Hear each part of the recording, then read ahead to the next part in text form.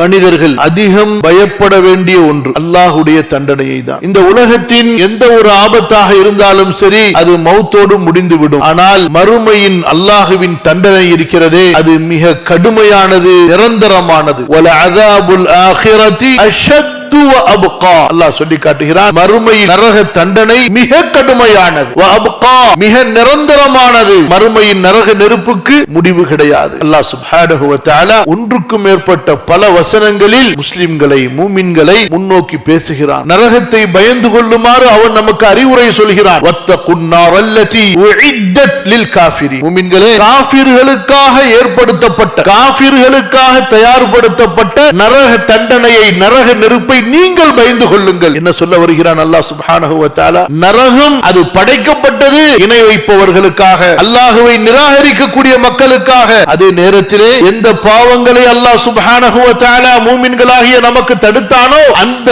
பாவங்களை செய்துவிட்டால், அவற்றை நெருங்கிவிட்டால், நீங்களும் அந்த நரக தண்டனைக்கு ஆளாகுவீர்கள். ஆகவே அந்த நரகத்தை நீங்கள் பயந்து கொள்ளுங்கள் என்று அல்லாஹ் தஆலா நமக்கு எச்சரிக்கை செய்கிறார். ரசூலுல்லாஹ் ஸல்லல்லாஹு அலைஹி வஸல்லம் ஒவ்வொரு நாளும், ஒவ்வொரு ஜும்ஆவிலும், பிறகு தங்களுடைய எல்லா பிரச்சாரங்களிலும் தங்களுடைய தோழர்களுக்கு நரகத்தை குறித்த பயத்தை, அச்சத்தை உண்டாக்கி கொண்டே இருந்தார்கள்.